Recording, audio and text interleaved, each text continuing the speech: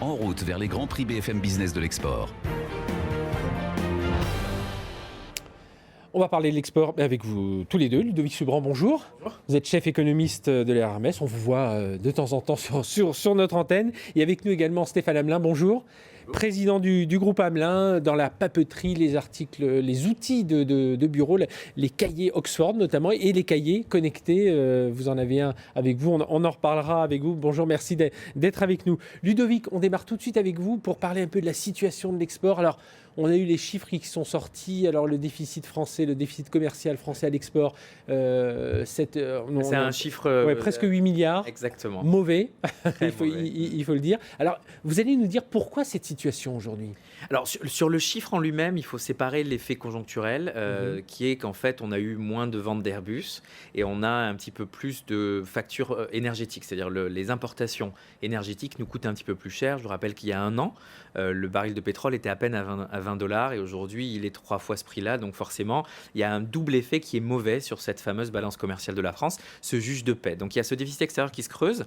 Donc le chiffre est mauvais, mais ce qu'il dit derrière, c'est l'aspect structurel de l'export en France. C'est-à-dire si on arrive à creuser à des chiffres un petit peu records négatifs juste en un mois donné, parce qu'il y a un petit peu moins d'Airbus, un petit peu plus de pétrole, ça veut dire qu'on n'a pas été très bon depuis 10 ans pour construire cet export de masse qui permet justement de lisser la chronique. Oui, parce qu'il y a des mesures qui ont été prises pourtant pour favoriser... Il y a eu beaucoup de mesures, mais on a aujourd'hui 120 000 exportateurs en France. C'est 2 fois moins qu'en Italie, 3 fois moins qu'en Allemagne.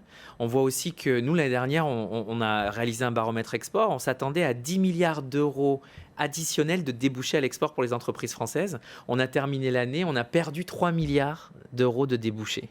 C'est-à-dire que même quand on a de la demande adressée à la France, on n'arrive pas à la capter, souvent parce que c'est les gros qui font l'export en France. Il y a à peu près 10% des boîtes qui font 90% de l'export, parce qu'aussi on manque un petit peu d'une culture généralisée de l'export, notamment pour les jeunes entreprises. Pas forcément les petites, mais je parlerai des plus jeunes entreprises. Donc il faut vraiment continuer les efforts. Il y a eu des efforts de rationalisation du dispositif export, notamment public. Le dispositif privé s'est aussi engagé à aider davantage l'export France. On a des vrais succès, que ce soit la French Tech, aussi la French Fab. On a essayé de brander, de marquer cet export. On est allé chercher des débouchés un petit peu plus compliqués, mais c'est vrai qu'on est tributaire de l'environnement international. On n'a pas forcément été bon sur des marchés en dollars comme les États-Unis.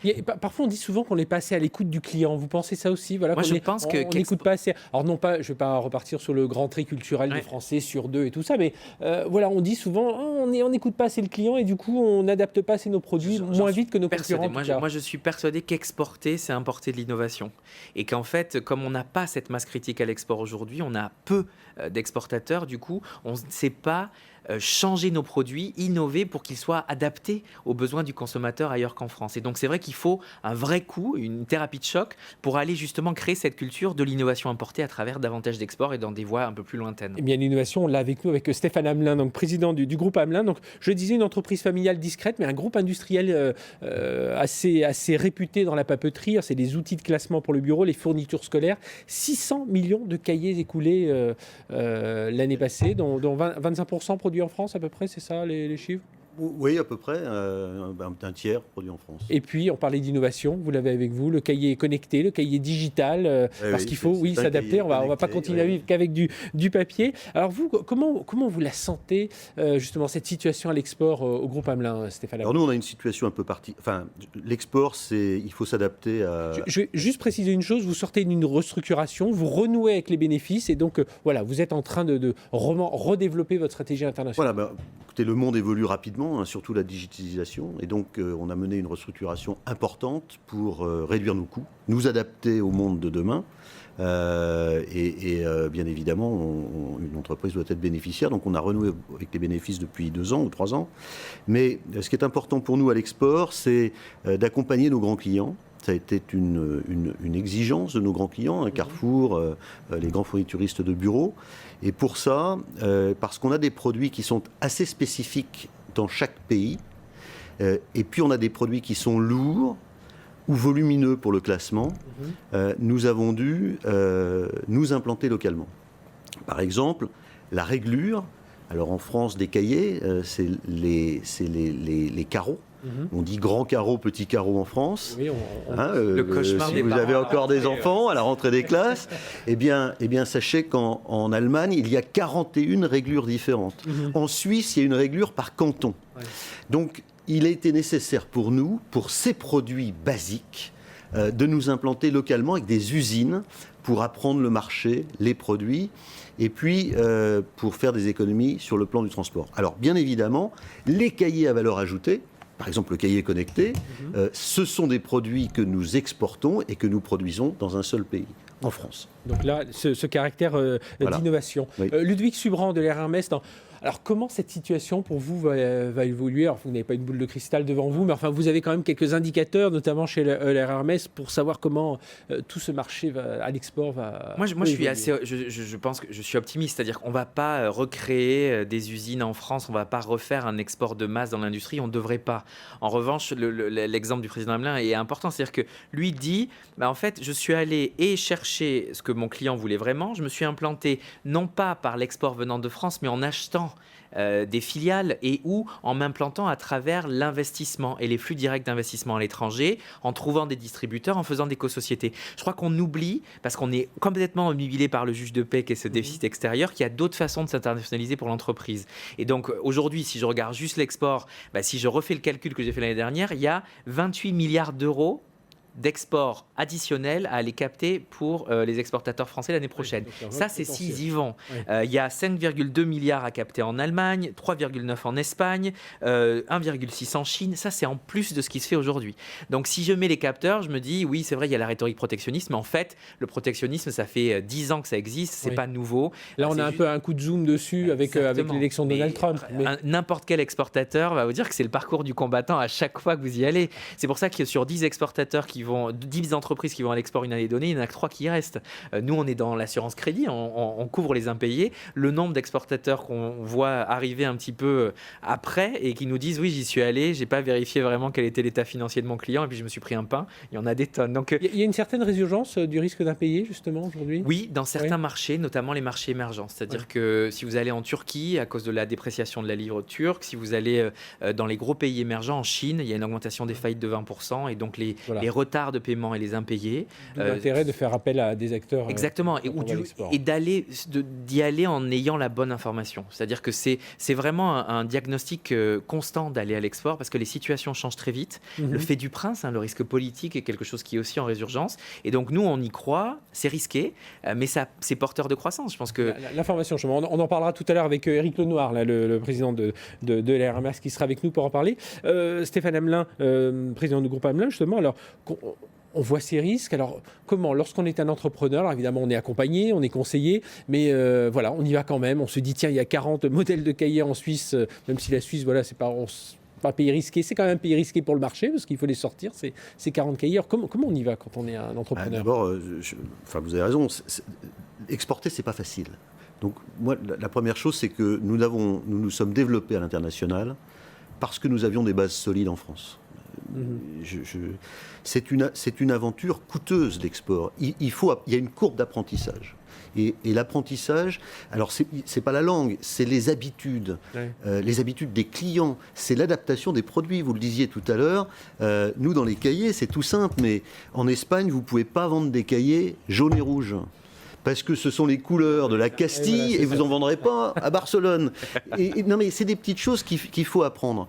Alors ça, c'est le risque de l'industriel. Et ça, on le court avec, je dirais, avec le sourire. C'est le risque du businessman. Donc ça, on le prend. Par contre, il y a deux risques que nous, on ne veut pas courir.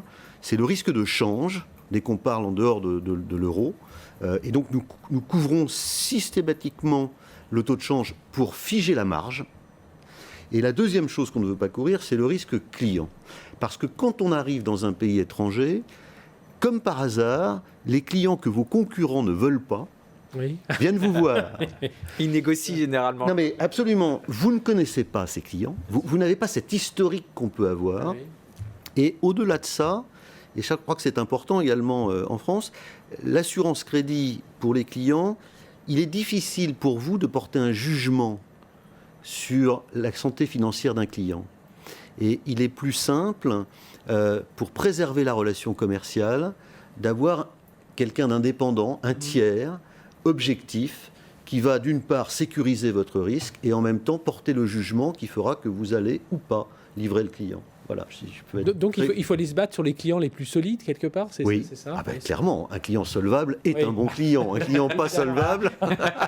Et c'est le problème, c'est quand le vendeur il va et que c'est le directeur financier qui lui dit mais non, pourquoi tu as été vendre à celui-là, on n'est pas sûr que... Oui, on comprend mieux pourquoi ce travail d'équipe pour aller à l'export. Ludovic Subran, chef économiste chez Euler Hermès, opportunité, marché à privilégier pour les mois à venir. Moi c'est horrible, mais dans un moment où on est aussi sceptique sur l'Europe, moi j'arrête pas de dire mais l'Europe c'est l'avenir pour l'export parce que c'est la même monnaie, donc on part déjà sans cet handicap majeur qui est le risque de change, et puis surtout c'est un marché qui est facile parce qu'en 2 heures d'avion vous êtes à peu près partout en Europe et donc vous pouvez aller visiter le client, vous pouvez aller voir l'entrepôt, vous pouvez aller serrer la main et vous pouvez aller lui mettre un coup de pression s'il veut négocier les délais de paiement. Et puis il se trouve qu'on a une justice commerciale qui est harmonisée. Quand vous allez en Arabie Saoudite, il n'y a pas de justice commerciale. Alors oui, dans les marchés à privilégier qui sont en croissance aujourd'hui, on a les marchés en dollars, notamment les États-Unis. Les États-Unis, malgré Trump, sont en pleine boom de croissance. Et donc, en plus, comme le dollar est assez fort, c'est un vrai marché à l'export. Malgré les menaces protectionnistes, ça reste un marché porteur. Je pense aussi au marché où, selon les sujets, que ce soit des besoins industriels ou des besoins ménages, des besoins retail, les marchés émergents sont en train de revenir doucement sur le devant de la scène. La verticale, le Maghreb et l'Afrique, c'est quand même assez près. Il y a des convergences culturelles. Il ne faut pas les délaisser parce que... On joue cet aspect francophone, justement. Je pense vraiment. Je pense vraiment parce que ce n'est pas juste un aspect de langue et de proximité culturelle, c'est aussi un aspect de justice commerciale. Parce que je vous assure que quand vous regardez le recouvrement de créances à l'international, quand vous regardez la façon dont les contrats sont armés, les conditions de vente, ça joue énormément sur la proximité avec laquelle vous pouvez faire la vente. Et les délais de paiement, par exemple, c'est pareil, c'est hyper culturel. En France, c'est 60 jours en moyenne. En Italie, c'est 120 jours. Donc on reste dans une culture... il vaut mieux aller pas trop loin parce que sinon les risques sont plus élevés. Stéphane Hamelin, justement du groupe Hamelin, vous rayonnez, votre terrain de jeu c'est la planète, mais voilà, vous abondez ce que... Mais je partage totalement la proximité, pas seulement la proximité géographique, mais la proximité culturelle. Elle est plus simple en Europe.